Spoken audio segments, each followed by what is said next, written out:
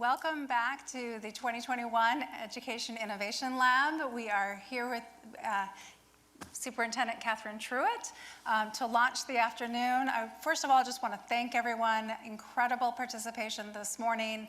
I know for those of you who are online, it's been a great morning. Lots of active conversation in the chat. Please keep that up this afternoon. I promise you. I'm taking a lot of notes. I know that the folks who are in the room are taking a lot of notes, and we'll be feeding them back into what we're doing going forward. So we are thrilled to kick off this afternoon. As I said in the announcement, when we started NC Stride, it was February of 2020, and the world took a pivot. And we did this work. And then you came along right around the time that the report was coming. So you have been able to really jump in on teacher recruitment from the very beginning. So we really wanted to have you here for that conversation about how this works in with your work. So for anyone out there who doesn't know who our guest is right now, this is Superintendent Catherine Truitt. And I'll just give a little bit of background about her, although it goes without saying that she's our superintendent and is really dedicated to teachers in North Carolina and, most importantly, the students that they serve as her North Star. So since her first days as a classroom teacher, Catherine Truitt's priority has been students. Ensuring that students have an opportunity to receive the best education is the driving force in her day-to-day work. As North Carolina State Superintendent, Truitt's work is focused on improving the state's public schools, expanding innovation, thus the Innovation Lab, and creating new opportunities for students to learn, grow, and successfully transition into the post-secondary plans of their choice. Truitt's service in education began as a high school English teacher, where she spent 10 years in the classroom at both the high school and middle school levels. And most recently, Truitt served as chancellor of nonprofit Western Governors University, which I have a fondness for because my niece graduated from there as a teacher, or is in about a week. And as chancellor, she focused on increasing access to higher education for the 1.5 million North Carolinians who, with some college but no degree. So I'm not sure what that means. But anyway, your commitment to students in North Carolina is profound, but your commitment in the Polaris work has been on focusing on teachers for student success. So I really want to kick off with that. As a former teacher from the classroom, can you tell us just a little bit about your journey and how that plays a role in the work that you're doing every day? Yeah, absolutely. Well, first of all, Brenda, thank you so much for having me here, but also for continuing each year to do just a fantastic innovation lab. It's such a wonderful opportunity for so many people in the education community and all the different roles that we play to come together and collaborate. So I was the kid who always wanted to be a teacher. I am the granddaughter and daughter of teachers. My father was and is a high school band director. And in the summertime, when school would get out, I would spend a lot of time with my dad at the high school where he taught. And my sister and I would go dumpster diving to get all of the thrown out school supplies, all the grade books, the folders, the rubber stamps, the ink pads, I mean, everything. We would play library, we would play school. And so I never wanted to be anything else. I knew I wanted to teach high school, and so I majored in English with the intent of getting I knew about a program in my state where I could get a master's degree and a teacher certification together. But then I met my future husband, who was in the Navy, and we were going to be moving around a lot, and I wasn't going to be living in my home state after graduation. And so I tried to just get the teacher certification before our wedding. Well, I wasn't able to do that anywhere nearby. Then, once we got married and started moving around, we were in South Carolina first. I couldn't even be a substitute teacher back then without a teaching certificate. And then we moved to Connecticut. It was the same thing. And then finally we got to Washington State, where I enrolled at the University of Washington in Seattle and did a 2-year master's with teacher certification.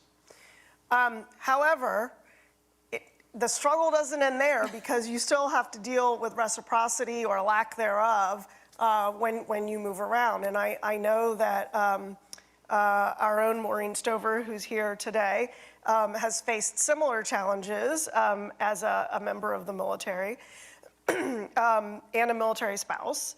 And so, you know, I think that I can definitely say that had I not been someone who always wanted to be a teacher, I would not have persevered. Yeah. I would have, I mean, golly, I had a 2-hour commute each way when I was working on my master's degree, and it was a 3-hour commute each way when I did my student teaching, because my program would not do me the courtesy of allowing me to do my field work and my student teaching in a school that was anywhere near my community. That's right. So I think that our educator programs here in North Carolina are a little more nimble, and a lot has changed, you know, in the last over 20 years. But we definitely need to make the ability to become a teacher Right. not have as many barriers as it likely has today. Which is a great foreshadowing for our 1:30 p.m. panel, which is about reimagining licensure, which I know you're supportive of. Very, very exciting work. It's really great work, and you're involved, and so is Maureen, because she'll be talking about it this afternoon. We, you know, those barriers are where we started from when we worked on NC Stride. We started with what are the gateways, and then how are people not making it through those gateways? And we couldn't make it more difficult to become a teacher. And we know that 40% of college students are interested in teaching. So even in just tapping into that interest. So when you think, and you mentioned that our ed prep programs are more nimble, which is fantastic, but what do you see as the state of teacher recruitment in North Carolina, and where do you see we need to go? Yeah, you know, teacher recruitment in North Carolina has largely, for years, occurred at the local level.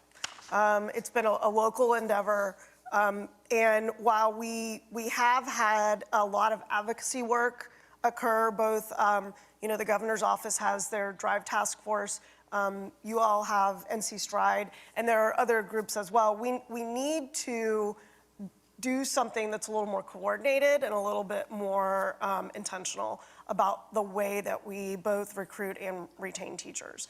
That's why the reimagining licensure is so exciting. The work of the Human Capital Roundtable, which PEPC, our Professional Educator Standards Committee has been taking on. But I think that in order, you know, one of the things that I would really like to see DPI do is some root cause analysis into why we have the leaks we do in our teacher prep pipelines. So whether it's that you are coming from an alternative teacher prep program, a traditional teacher prep program, or outside the state, where are those leaks and why are they occurring? Mm-hmm. We have fairly, as you know, and are frequently state, as a profession, we have low attrition rates. It's about 8%, excluding retirement. But we need to fill the pipeline to compensate for the attrition and the retirement. So we need to, again, be more intentional and more coordinated in our efforts. And we are, I believe, definitely on the path to do just that. That's great. I love the example of looking at the leaks in the pipeline. We heard earlier there was a panel on that discussion of creating an entity at DPI, what the good, the bad, the ugly, and we heard from a school district saying we can't do the research ourselves. We don't have time to collect the data. We don't have time to look at best practices. We're small. We need that support from the state. So data is one. What other roles do you see DPI as having to kind of help move this forward? So the new budget gives DPI a one full-time position to run Teach NC, which will of course migrate from Best NC to DPI. And I really see this role as more than just managing the jobs board that we want to make sure all of our districts are connected to, that our licensure system is connected to this jobs board. I think that this role really needs to be an integrator of all of the different advocacy work going on, needs to kind of have their fingers in all of those different pockets, and really, again, be that coordinator and that integrator. And we're really excited.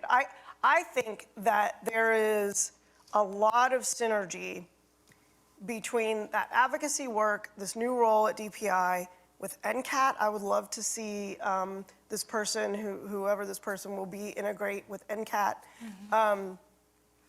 and really get down into helping local districts figure out what's going to work for their community. I love that. That's great. And it is very exciting. I was telling the group earlier, we're already making progress, right? That position exists at DPI, Yes. and this report only came out in April. So, and it feeds off of the Fit Leaders work from 2019, where they said we need teacher recruitment. To be treated like professionals, we should be recruited like professionals. So That's makes right. really good sense. This morning, we also talked about teacher recruitment incentives. We talked about possible paid apprenticeship initiatives. We'll be looking at Grow Your Own, the CTEC, the Charlotte Teacher Early College Initiative, or a spotlight this afternoon. What other initiatives or promising practices are you seeing for teacher recruitment that we have here and need to scale up, or that we don't have here yet? So I'm a big fan, especially coming out of Western Governors University, I'm a big fan of Grow Your Own, utilizing tuition reimbursement. I really believe in the power of tuition reimbursement, kind of in the same way the military does. I love the idea of tuition reimbursement to stay in a particular field where we don't have enough. So for example, secondary science teachers. Only 30% of kids in North Carolina have a fully licensed math teacher. We've got to look specifically at some of those hard to staff areas, and perhaps investigate the possibility of market pay within the teaching profession, which is something that I know not everyone's a fan of, and I'm kind of ambivalent right now. I want to learn more about it. But yeah, I think that,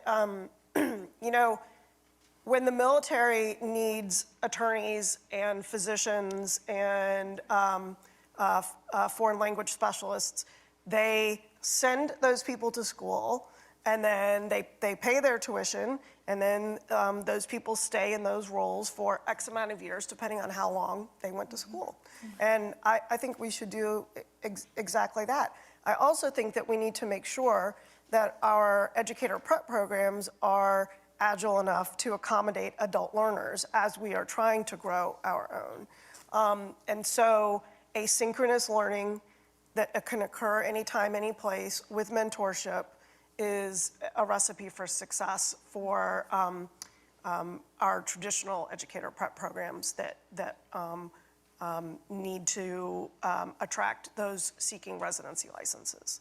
That's fantastic. Yes, we heard this morning from Alabama, they're paying up to $20,000 more for those critical vacancies. Just started, they put a $100 million investment into what you're saying, which is a strategic pay, strategic compensation to fill those critical vacancies, and also to move teachers to where they're needed most.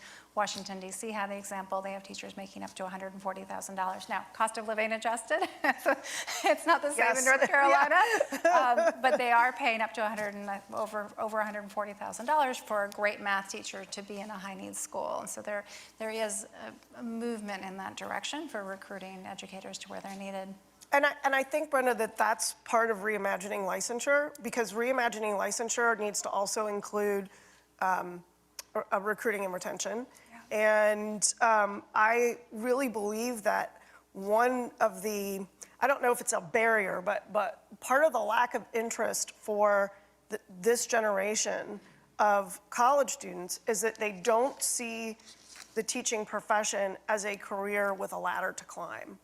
And this generation wants to know not just what their starting pay is, but they also want to know, what are my opportunities for advancement? How soon can I get promoted? how much will I get, how much will I be making in exactly 5 years, with that promotion. And, teaching doesn't, if you don't want to go into administration, what is the career path? I always joke that, two of my closest advisors on my team, Julie Pittman and Freebird McKinney, the three of us, when we're in a room together, none of us have been administrators. We left the profession for different reasons, but had there been a pathway that would allow us to stay in a school, perhaps we would have remained in the classroom. It's a big part of that conversation, right? And that's the part of it that's it's so complex, right? We have to be looking at how do we get those middle school students, and we have to be worried about retention. And in the conversations on NC Stride, at the very beginning, lots of conversation about compensation and retention. And well, gee, you don't have to recruit if you can retain, but we will always have to recruit, regardless of how well we can retain. So that's right. Sometimes we have to sort of take it in buckets and sort of, today we're going to talk specifically about recruitment, and retention issues have to sort of be another conversation, and that's tricky, that's hard. Yeah, and as I was thinking about our conversation today this morning, I was thinking to myself, one of the things that recruiting and retention have in common is we need, you mentioned middle schoolers, so we know that the number one aspect of why a teacher stays in a particular school is principal leadership, is that building leadership. That's right. So that positive culture and climate, culture trumps strategy every time. That's right. So that same idea is true about recruiting young people into the profession. If they spend their time in a school that has a positive culture where teachers are treated with respect, teachers are treated like professionals, perhaps they will be more likely to want to enter the profession. But if they're seeing kids know when they might not be able to articulate it, right, but they know when their teachers are happy or not. Right. So happy teachers, I think, this is my theory of action, happy teachers could lead to more young people wanting to enter the profession. It's a virtuous cycle, right? That's right. Absolutely. That's right. And students are really focused on, and one thing we're hearing through Teach NC is students want to see role models for themselves, right? Yes. And so, lots of conversation about diversity. That is a big part of the diversity conversation. Is we have with Teach NC about 50% of the users, participants, are candidates of color. And what they're saying to us, both directly and indirectly, is I don't have somebody to talk with who is a role model for me. What are you hearing on that front? Well, I think that there's a couple of things we need to be doing better. We need to find out why our teachers of color are not staying in the profession, because we know that they're not. We know that if we involve teachers of color in the recruiting and interview process, when schools are recruiting teachers of color, they are more likely to feel like they belong. Because belonging is really, I love the expression diversity and inclusion, but I love it when it also adds and belonging, because everybody wants to belong. And so we have to make sure that we're providing opportunities for belonging for all teacher candidates. I think Kiana heard that in the back of the room. We have profound ladies with us today. Oh, excellent, excellent. Big fan, big fan. Profound ladies and profound gentlemen. That's excellent. I think that I love the conversation about diversification of the teaching workforce for the sake of diversification. I think that we need to ensure that we're including all groups when we talk about diversification of the teaching workforce, and that we are very intentional about policies that we put in place that will either serve to exclude or include all groups of people. And that's another thing that the Pepsi is looking at right now. Yeah, pulling down barriers. opens doors for everyone. Absolutely. It's just that there's disproportionately, right, that weight is felt by certain groups of people. And we saw that with the conversation on apprenticeship this morning. So we're hearing, and I'd love to hear your thoughts on this. We've had a massive increase in residency candidates, right? There are teachers who are coming into the profession, maybe from another career, maybe a couple of years out of college, and they're jumping straight into the classroom without any preparation, and bless them for doing that. We're hearing from them, I would like to have a moment where I'm not the teacher of record first. So can you talk a little bit about that challenge that we have, this surge in applications from mid-career professionals, which is fantastic, but pairing that with how do we get them ready for the work? Yeah, and I would like to know why. Why are we seeing Wouldn't that be nice? this surge? I would love to know why that is. And I have my own ideas, but they're probably wrong. But I would love to know. That's why we need the entity, right? Yes, exactly. Well, we need to make sure that we have job-embedded coaching for our new teachers, regardless of where they come from. And I do worry about those mid-career apprentice teachers coming in, being the teacher of record immediately, not having the supports that they need. I kind of always laugh about this idea that, oh, our licensure policies are such that if Bill Gates wanted to start teaching math, he wouldn't be able to teach math in North Carolina. Well, the truth is that even Bill Gates would need some job-embedded coaching about how to, deal with unruly 10th graders. I don't know, but I think he would. It's not cut out for everybody. Clappers, right? Yeah. In fact, to be serious about this, I taught in a couple of different military communities with a lot of former military who kind of slid right into math and science teaching positions in high school, and it was a very difficult struggle for some of them, because in the military you tell people what to do and they do it, and that's not how the classroom works. So we need to make sure that that there's a minimum kind of core set of courses for our lateral entry folks to, we don't want to make it so hard for them that we turn them away, but they do need to be equipped to face the challenges that being a new teacher gives. But yeah, I think absolutely we need to make sure that we're doing right by these new teachers, because we lose new teachers at too quick a pace. Well, that's one thing exciting about the reimagining licensure concept, right, is that license 1, 2, 3 would actually come with paid professional development, right? Yes. What are your thoughts on that? I know that's still being formed by the Pepsi committee, but what are your thoughts on that element of it? Yeah, so I serve on the Pepsi committee. I'm on the compensation subcommittee, which has just been fascinating to have a front row seat for that process. I think that we're creating another virtuous cycle, because we're going to pay more money for our veteran teachers to coach our apprentice and license 1 teachers. I love the idea that we're going to allow teachers to move up this ladder, not just in title, but in pay, via competencies. Yeah. Because I got to tell you, you can be a great 3rd or 4th year teacher and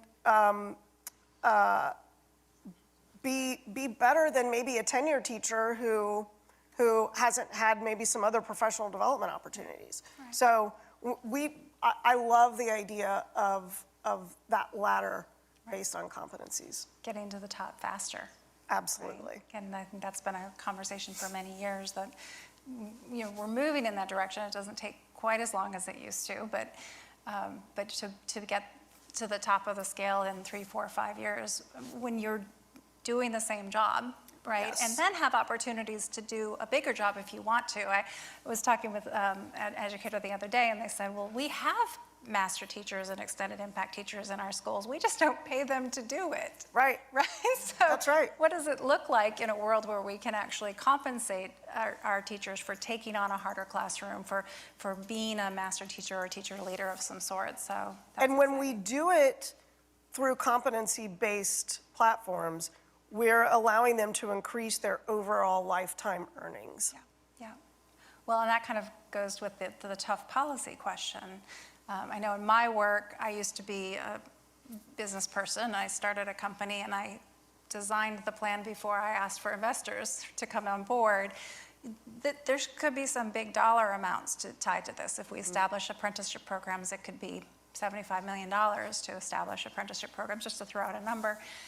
A lot of money if we're going to front load that pay schedule. So how important is that we get this design right as a vehicle for being able to sell that kind of a plan? Well, it's absolutely crucial. It's crucial that we bring in our government leaders alongside as we're doing this work. And also, we have to start socializing this with teachers now. Right. I mean, we need to bring them into the fold. We need to, I mean, I can remember being in teacher roundtables 5 years ago, and the thought of differentiated pay was enough to give them a heart attack. I mean, it was not something that they were really excited about.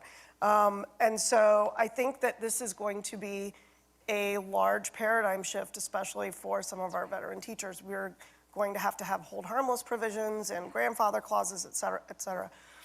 But yeah, I think it's crucial that we involve as many stakeholders as possible so that the messaging is clear. And do you think it's palatable to policymakers? I think so. I think that the idea of compensating anyone based solely on years of experience is an idea that's time is gone. And I can only hope that our policymakers will feel the same.